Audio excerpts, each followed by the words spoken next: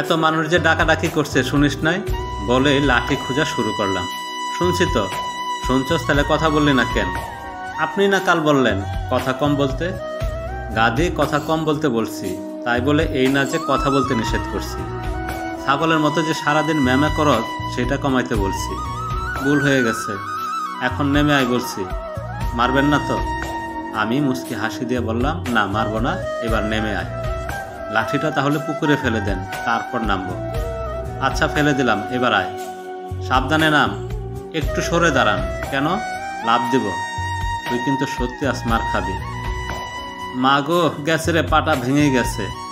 মেজাজটা গরম হয়ে গেল। কি আর করা, কুলে করে ঘরে নিয়ে আসলাম। বাড়ির ভিতরে এসে পড়লাম বিপদে। সবার মুখে এক কথা, কি ডাকাত ছেড়া রে, ছেড়িরা কি করছে। কিন্তু কেউ তো জানে না যে সে গাছ থেকে পড়ে পায়ে ব্যথা পাইছে, তার জন্য সে ঠিকমতো হাঁটতেও পারছে না। সবাই তো ভাবছে অন্যটা। আমার তো লজ্জায় মাথা কাটা যাচ্ছে। অবস্থা বেগতিক দেখে আমি দাদিকে বুঝিয়ে বললাম। পরে দাদি এই লজ্জার হাত থেকে আমাকে বাঁচাইল। বাড়ির মাঝখানে গিয়ে দাদি মাকে জুড়ে ডাক দিল। মা সামনে আসতেই মাকে বলল, বৌমা দেখো তোমার ছেলের বউর কাণ্ড দেখো। এই সকালবেলা গিয়ে গাছে উঠে কেমন পাটা ভেঙে আনলো। এটা শুনে মা দৌড়ে আসলো। তোরা কতদিন বলছি গাছে উঠবি না, তারপরেও কেন আমার কথা শুনস না? দাঁড়া, আমি এখন তোর মাকে ফোন দিতেছি, বলবো তুই গাছে উঠে পা ভাঙছিস। কিরে বেহার মতো হাসছিস কেন? আজ থেকে তো তুমি আমার মা, তুমি আবার কাকে বলবা? মায়ের মুখে একটা খুশির রেখা বেশি উঠল। তোকে কে বললো আমি তোর মা? নিলয় ভাইয়া বলেছে, আরও বলেছে। আমার সাথে সাথে দাদি মুখটা চেপে ধরলো, আর আমি দৌড়ে ঘরের ভিতর চলে গেলাম। মাও মুচকি হেসে চলে গেল। দাদি বলল, কিরে তুই নিলয়কে ভাইয়া বলে ডাকিস কেন? কি ডাকবো তাহলে? ভাইয়া হয় ভাইয়া বলে ডাকবো না? দূর পাগলি, স্বামীকে কি কেউ ভাইয়া বলে ডাকে? কি বলে ডাকে? কিছুই ডাকতে হবে না, আপনি করে বলবি, আর বেশি দরকার হলে আকার ইঙ্গিতে ডাকবি। কিভাবে? এই যে শুনছেন, ওগো শুনছেন, এইভাবে। ও আচ্ছা ঠিক আছে। তারপর আমাদের গোসল করিয়ে চেয়ারে বসিয়ে রাখছে। বান্দর কি আর সভ্যতা বোঝে? তিথিও তেমনই। একবার এইদিকে দৌড়াচ্ছে তো আরেকবার ওইদিকে দৌড়াচ্ছে। একবার তো শাড়ি খুলে এসে নাচানাচি শুরু করেছে। মা আবার তাকে ধমকিয়ে শাড়ি পরিয়ে আমার পাশে বসিয়ে দিয়ে গেল। তিথি এখানেই বসে থাকো, উঠবি না, আমি একটু ওই দিকটা দেখে আসি বলে খাবারের দিকটা দেখতে গেলাম। কিছু দূর যাওয়ার পরেই তিথি চিৎকার করে ডাকতেছে, ওগো শুনছেন? তিথি এখানে থাক, উঠবি না, আমি একটু ওই দিকটা দেখে আসি বলে খাবার দিকটা দেখতে গেলাম। কিছু দূর যাওয়ার পরেই তিথি চিৎকার করে ডাকতেছে, ওগো শুনছেন?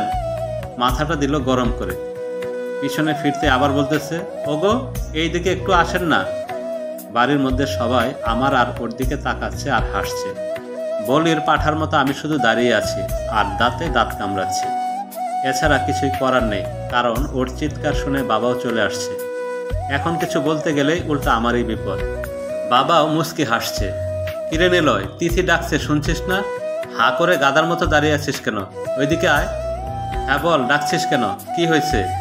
কিরে তুই কি তিথিকে এখনো তুই করে বলিস? হ্যাঁ বাবা, ওকে তো আগে থেকেই তুই করে বলি। আগের কথা ভুলে যা, আর একবার যদি তুই করে বলিস তোর খবর আছে। তিথিমা তোকে যদি তুই করে বলে আমায় বলবি। ঠিক আছে বাবা। তাহলে কি বলে ডাকবো বাবা? বউকে কেউ তুই বলে ডাকে, তুমি করে বলবি।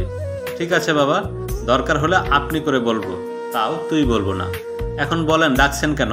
হি হি হি হি। গাদার মতো হাসছেন কেন? বাবা না আপনাকে তুমি করে বলতে বললো, আপনি আপনি করছেন কেন? ভুল হয়েছে আমার বোন, বলো কেন ডাকছো? ডাকতেছিলাম, ভাবি আমারে বলতেছে রাতে আমাদের কি কি হলো, সেটা কি বলবো? আপনি তো আবার বেশি কথা বলতে না করছেন, তাই আপনাকে জিজ্ঞেস করলাম। বাবা বাবার মতো দৌড়, ভাবি তো মুখে কাপড় দিয়ে দৌড়। আমি তো আগেই বলির পাঠা হয়েছি, সাথে একদিনে আমি গন্ডারের মতো হয়েছি, তাই ওর কথাটা আমার গায়ে লাগলো না। ভাবি কই যান? দাঁড়ান, উনি বলতে বললেই বলবো। বলেন না বলবো? ভাবি তো চলে যাচ্ছে।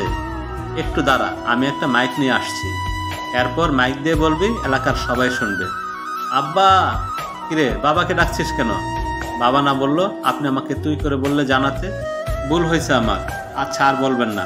ঠিক আছে, এখন তুমি বসে থাকো, আমি যাই। আচ্ছা যান, তাড়াতাড়ি আসবেন, না হলে ভাবি আবার বলবে আমি অনেক অহংকারী, একটা কথা জিজ্ঞেস করছি বলছে না।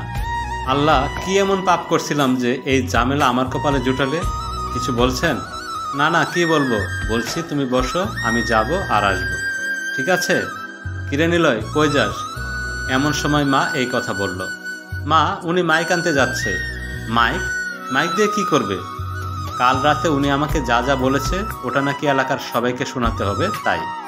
আমি এবারও কিছু বললাম না, শুধু মায়ের দিকে নিরীহ প্রাণীর মতো তাকিয়ে থাকলাম।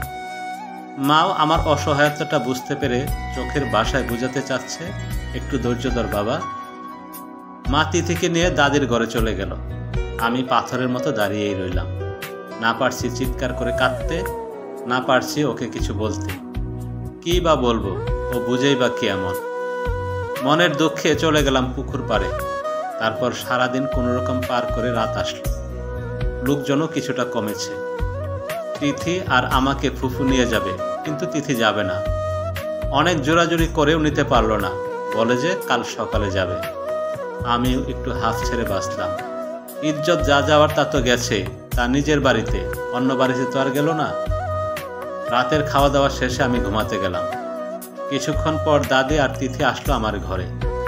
দাদাভাই, ও তো ছোট মানুষ, কিছু বুঝে না, কয়টা দিন একটু ধৈর্য ধর, সব ঠিক হয়ে যাবে।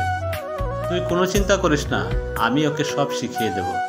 হ্যাঁ, দাদি ঠিকই বলছে, আমাকে আজ অনেক কিছুই শিখাইছে। আপনি আমাকে যা বলবেন তা যেন কাউকে না বলি। আপনার বা আমার বিষয়ে কোনো কিছু জিজ্ঞেস করলে বলতে না করেছেন। প্রিয় বন্ধুরা, এই ছিল আমাদের আজকের পর্ব।